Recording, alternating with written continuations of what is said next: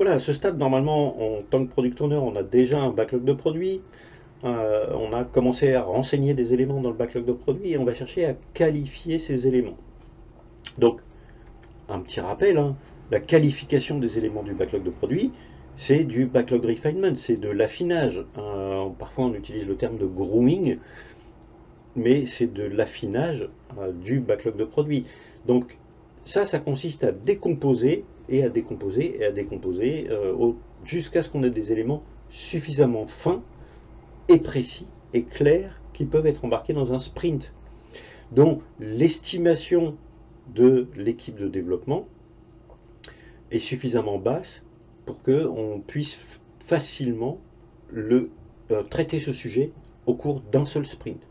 Donc ça, c'est une activité continue qui, alors là, vous avez pour le coup un copier-coller du Git Scrum, hein, l'activité de backlog refinement, ça vise à ajouter des détails tels qu'une description, un ordre et une taille. On est toujours dans le Git Scrum, hein, ces trois phrases-là viennent du Git Scrum. Les attributs varient souvent en fonction du domaine d'activité. Donc, qu'est-ce qu'on a au minimum? Au minimum, le PO, enfin même l'équipe Scrum, on pourrait dire, doit pouvoir disposer d'une estimation de charge ou de complexité. Ça, c'est l'estimation de l'équipe. Et il n'y a que l'équipe avec laquelle le PO travaille qui est légitime pour faire ces estimations-là. Et puis, une notion de valeur. Et sur la notion de valeur, c'est le PO qui est le dernier mot, mais il doit travailler avec les parties prenantes pour estimer la valeur des différents éléments. Donc les parties prenantes, suivant les produits, ça va être très variable, mais ça, c'est vraiment les éléments de base.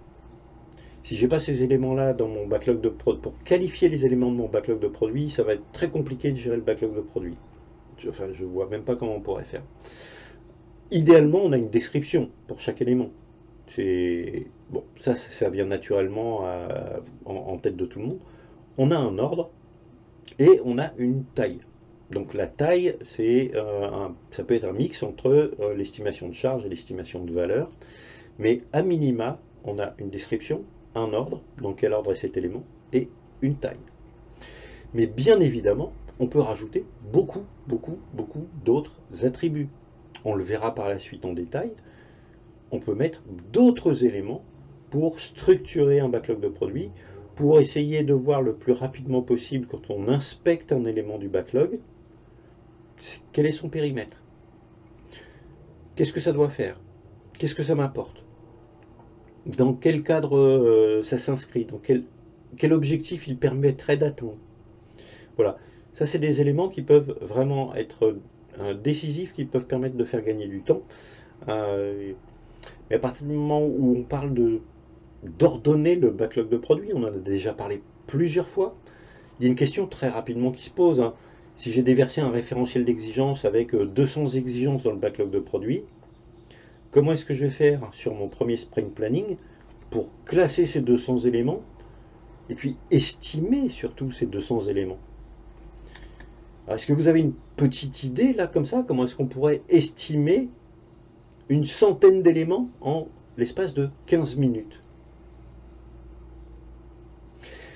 Alors évidemment, on va oublier le planning poker, hein.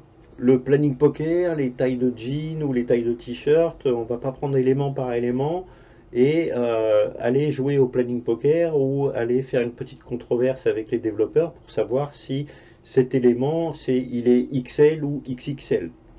Là, en 15 minutes, c'est pas possible, hein. Donc ce qu'il faut faire, c'est qu'on prend le backlog par grand lot. On peut prendre des lots de 100 quand on a un backlog qui est assez vaste. On peut prendre des lots de 50. Et puis on va aller essayer de les classer par complexité. Ça va permettre, donc soit par complexité, soit par valeur d'ailleurs, hein. On peut faire en tant que PO, on peut faire le même exercice avec les développeurs, avec les parties prenantes, et avoir un tri comme ça du backlog très rapidement en lisant simplement l'intitulé des éléments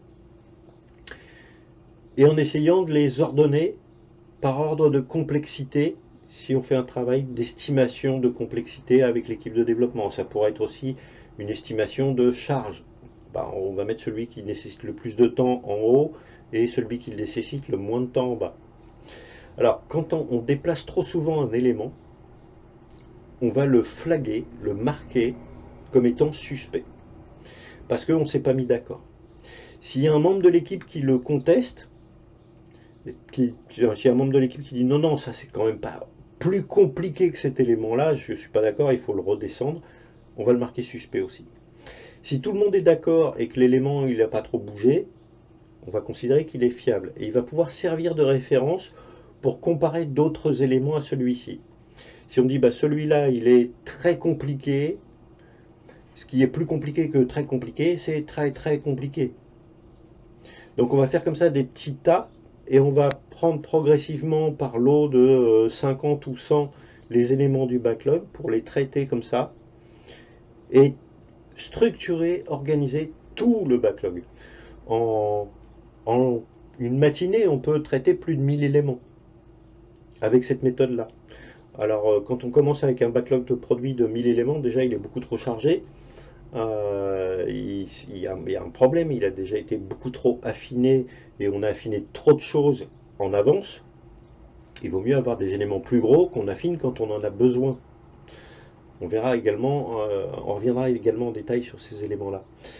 Et par la suite, on va affiner ces estimations. Pour l'instant, on est sur une estimation initiale. Des estimations, vous allez voir que dans Scrum, on en fait à plusieurs reprises. On revient potentiellement sur une estimation à plusieurs reprises. C'est ce qu'on appelle le cône d'incertitude. Sur les premières analyses, on a une grande incertitude, mais ce cône d'incertitude, il existe dans tous les projets. Sauf que là, comme à chaque sprint, on fait un projet, eh bien, mon cône d'incertitude au début du sprint, il est assez large, et puis plus j'avance, et plus il est étroit. Bon, c'est la même mécanique. Plus je vais affiner mon backlog, et plus mon cône d'incertitude va se rétrécir, plus j'ai fait de sprint, et plus mon cône d'incertitude va se rétrécir. Mais au début, j'ai de l'incertitude sur mes estimations. Mais j'ai déjà des grandes idées, un ordre de grandeur. Je sais qu'est-ce qui est très compliqué dans ce qu'on a à faire, qu'est-ce qui est très simple dans ce qu'on a à faire, et qu'est-ce qui se positionne entre les deux. Je peux faire 3 grands tas comme ça, je peux faire 5 grands tas, qu'est-ce qui est très très compliqué, compliqué, je peux même faire 7 tas. Voilà. Je peux structurer un petit peu mon backlog comme je veux, dans des grandes cases, avec certains éléments qui sont plus ou moins suspects ou plus ou moins fiables. Et ça va me permettre, donc, quand je commence à avoir comme ça une vingtaine d'éléments dans mon backlog de produits que j'ai déjà commencé à ordonner, à partir des éléments qui sont fiables, je vais prendre les nouveaux éléments les uns après les autres, et puis je vais regarder ce nouvel élément, est-ce qu'il est plus ou moins complexe que celui-ci. Donc ce nouvel élément, pour l'instant, je ne le connais pas, il est encore suspect. Il est plus ou moins complexe que celui-ci, et là je vais prendre un élément fiable. Et je vais le positionner, si c'est plus complexe, c'est au-dessus, et je me pose la question sur celui du dessus. Donc, déjà, simplement en regardant les éléments, dès le départ, je vais savoir est-ce que c'est des très compliqués ou des très simples. Et je vais essayer de les organiser comme ça, de les positionner.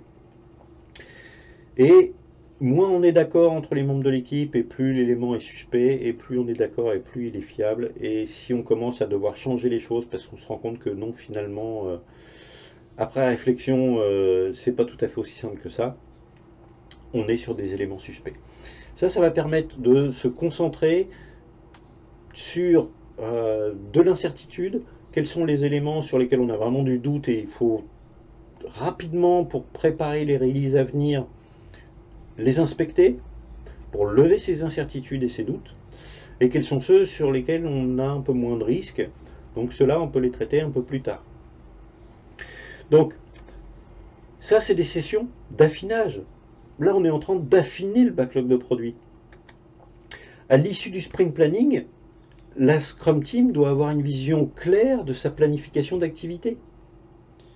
Donc c'est pendant le sprint planning, pendant le premier sprint planning, la Scrum Team va faire ça. Sous l'impulsion du Product Owner. Le Product Owner, lui, va avoir déjà une vision de son produit. J'aimerais bien idéalement commencer par ça. S'il n'a pas cette vision, il va s'appuyer sur l'équipe, sur le Scrum Master également. Eh bien, ça va permettre, cette activité-là, ça va permettre à l'équipe de planifier pendant le sprint un certain nombre de réunions d'affinage. Je sais au démarrage du sprint que j'ai des développeurs, le premier jour des développements, j'ai des développeurs qui vont être disponibles. Pourquoi? Parce que ils attendent que leur petit camarade ait fait la conception, ils attendent que ils aient fini d'affiner les diagrammes UML, ils attendent que éventuellement que les testeurs ou les spécialistes du test driven development aient fait leur boulot.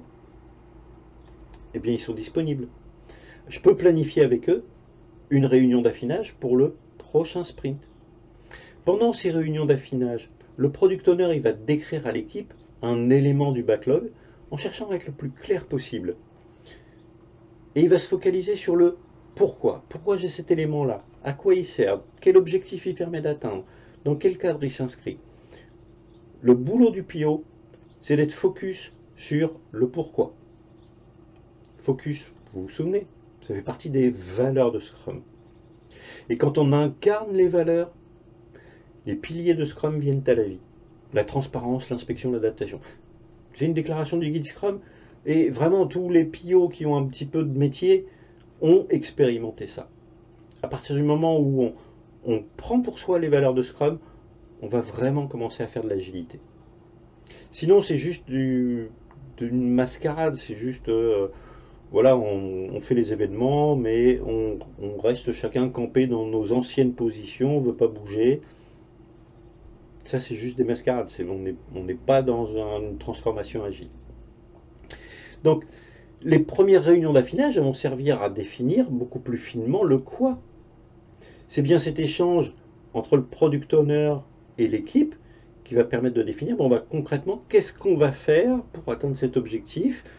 On est d'accord, on élimine cette hypothèse-là, on va partir sur celle-ci. Et les sessions d'affinage suivantes vont permettre à l'équipe de définir comment on le fait. On s'est mis d'accord sur le quoi, on s'est mis d'accord sur la solution. C'est celle qui nous paraît apporter le plus de valeur ou le meilleur ratio valeur-complexité. J'ai beaucoup de valeur, très peu de complexité, ça c'est le scénario idéal. Très souvent, quand on monte la valeur, on monte la complexité, hein. Ça arrive très fréquemment. Et donc, l'équipe va ensuite, une fois qu'elle a choisi le quoi, elle va affiner comment on le fait. Alors, ils ne vont pas forcément, en session de backlog refinement, le product owner et l'équipe de développement ne vont pas forcément descendre jusqu'à l'organigramme de tâches. C'est-à-dire écrire toutes les tâches, qu'est-ce qu'il faut faire. Mais ils vont peut-être faire les tâches de premier niveau, de deuxième niveau. Et ça n'est que lors du sprint planning, dans la troisième phase du sprint planning, qui termineront cet organigramme de tâches pour les différents éléments du backlog. Alors, plus on prend de l'avance en backlog refinement, plus on est tranquille dans le sprint planning. Maintenant, ce n'est pas la peine de figer trop longtemps à l'avance une solution. Si on a fait suffisamment de backlog refinement pour alimenter les 2 sprints à venir, c'est pas la peine de rentrer encore dans du backlog refinement. Quand vous commencez à faire du backlog refinement sur 4 sprints à l'avance, là vous prenez trop d'avance. Pour le coup, quand il faudra revenir en arrière, s'il faut changer de solution, s'il y a une partie prenante qui souhaite partir sur d'autres stratégies, si les résultats d'une mise en production sont décevants et qu'il faut revenir sur d'autres choses, vous allez vous retrouver avec des piles d'éléments qui ne vous servent plus à rien et du travail qui a été fait qui ne servira finalement à rien. Donc ça, c'est pas des bonnes pratiques. Il faut avoir un peu d'avance, mais pas trop. La prochaine fois, on verra un petit exemple d'affinage pour que vous ayez une vision un petit peu plus opérationnelle des éléments.